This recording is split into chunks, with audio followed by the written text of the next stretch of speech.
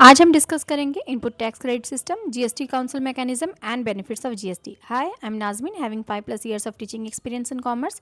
चलिए फिर शुरू करते हैं जीएसटी के मीनिंग से। GST goods and service tax क्या है?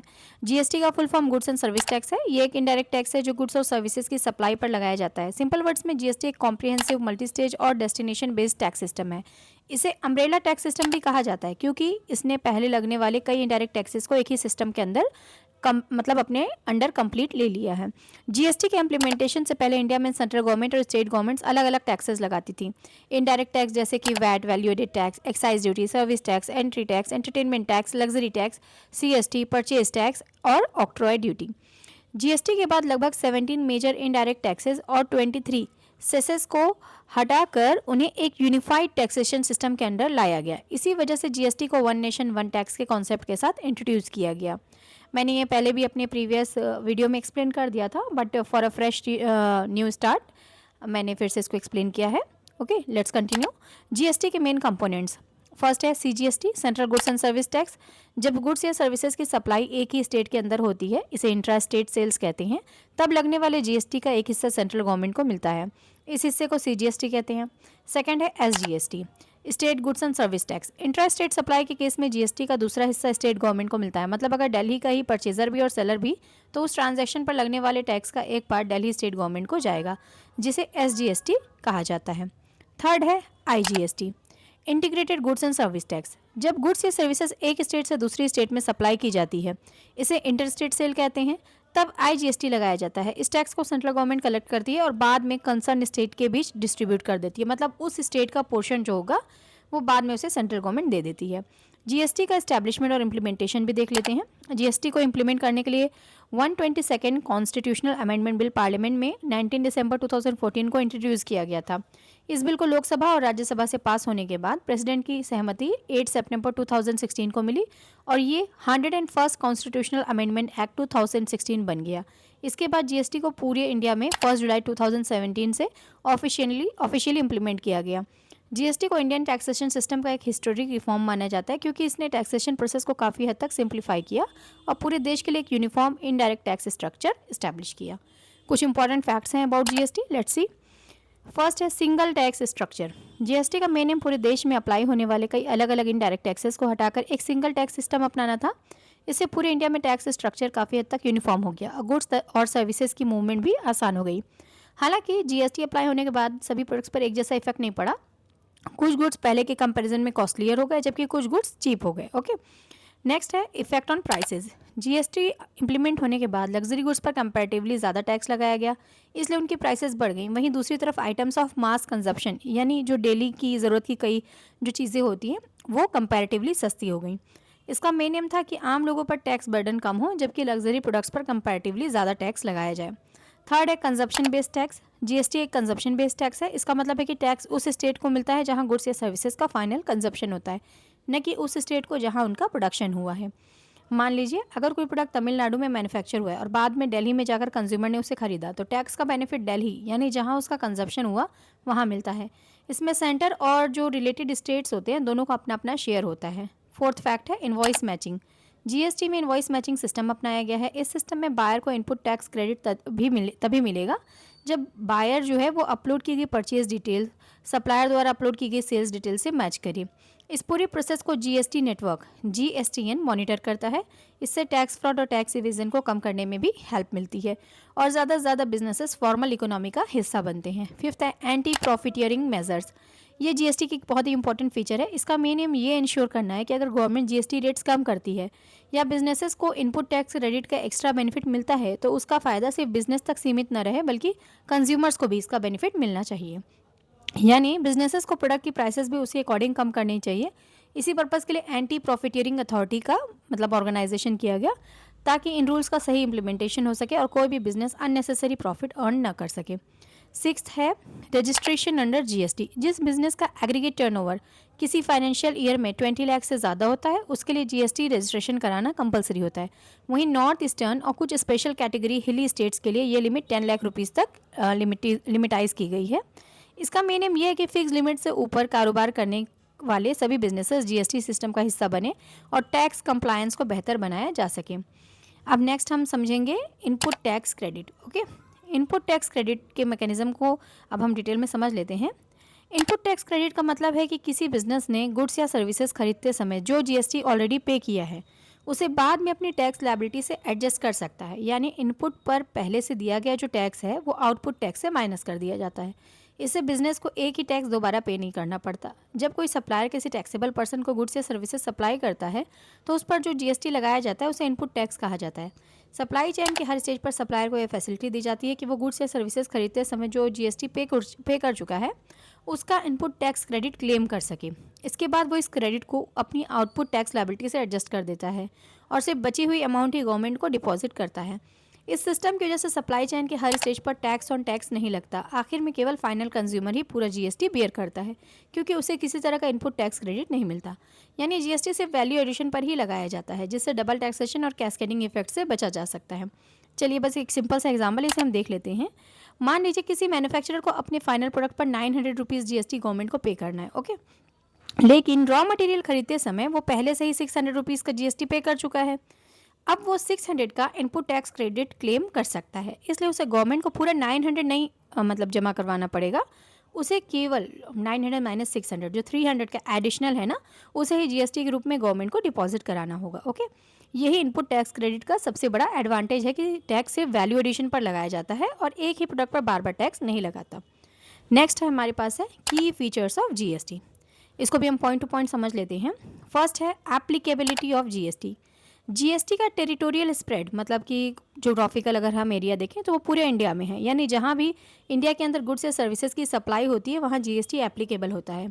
अगर इजी वर्ड्स में कहें तो जीएसटी पूरे कंट्री में एक यूनिफॉर्म टैक्स सिस्टम के रूप में इम्प्लीमेंट किया गया है।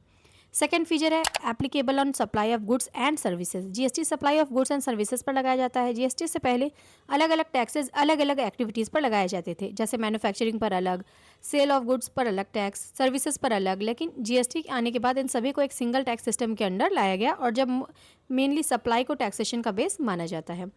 थर्ड है consumption based tax. GST destination based consumption tax के प्रिंसिपल पर बेस्ड है। पहले इंडिया में ओरिजिन बेस्ड टैक्सेशन सिस्टम था, यानी टैक्स उस स्टेट को मिलता था जहां गुड्स का प्रोडक्शन होता था। लेकिन जीएसटी के बाद डेस्टिनेशन बेस्ड सिस्टम अपनाया गया। अब टैक्स उस स्टेट को मिलता है जहां गुड्स या सर्विसेज का फाइनल कंजप्शन होता है।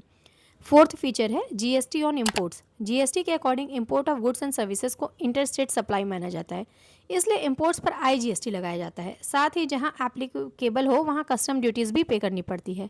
एग्जाम्पल भी देख लेते हैं।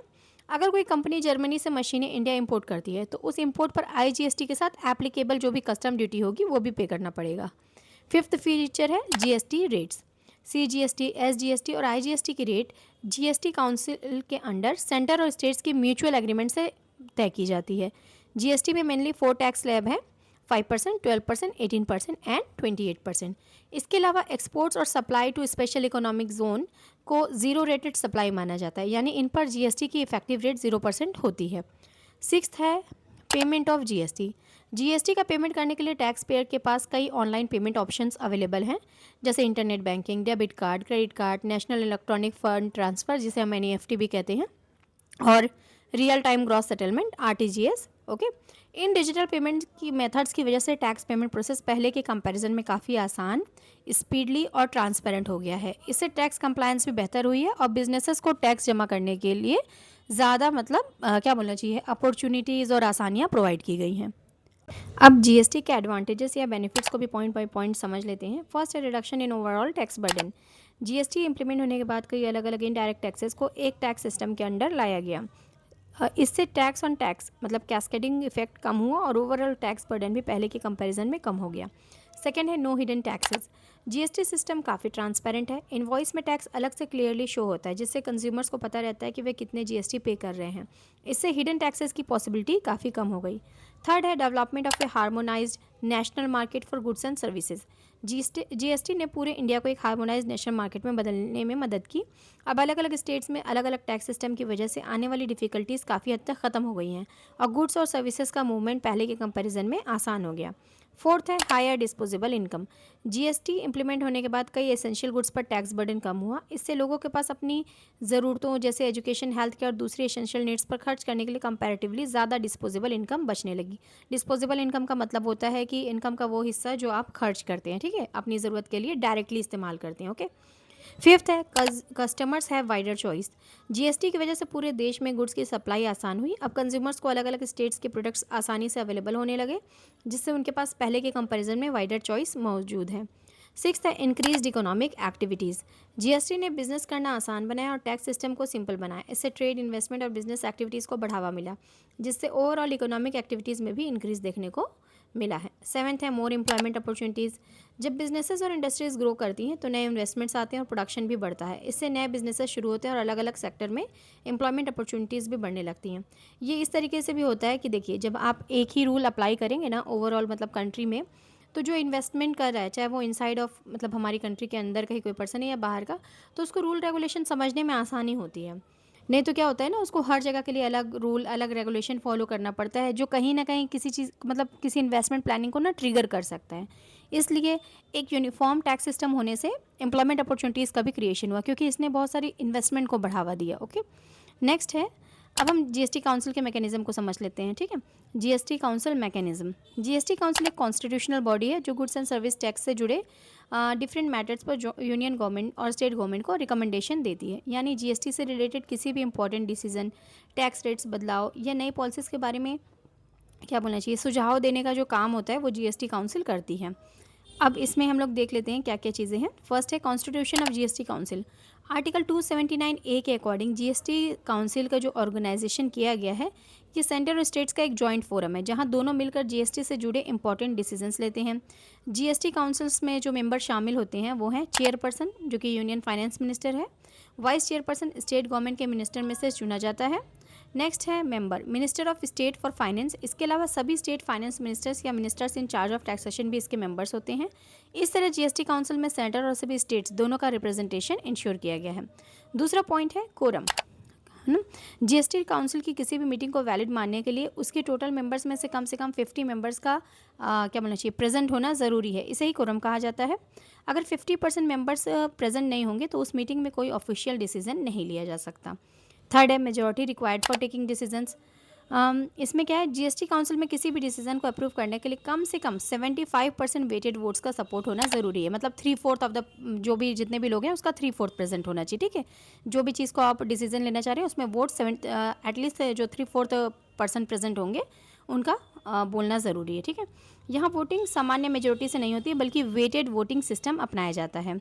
इस सिस्टम में सेंट्रल गवर्नमेंट के वोट का वेटेज 1/3, जबकि सभी स्टेट गवर्नमेंट के वोट्स को मिलाकर 2/3 का वेटेज दिया जाता है। यानी जीएसटी काउंसिल में कोई भी इंपॉर्टेंट डिसीजन तभी लिया जाता है जब सेंटर और स्टेट दोनों की क्या बोलना चाहिए, सफिशिएंट, मतलब सब लोग सफिशिएंटली एग्री कर रहे हों उस पॉइंट पे, ठीक है। इस अरेंजमेंट का मेन एम ये है कि जीएसटी से जुड़े डिसीजंस केवल किसी एक गवर्नमेंट के थ्रू नहीं बल्कि सेंट्रल स्टेट दोनों की पार्टिसिपेशन और कॉन्सेंसस से लिए जाएं।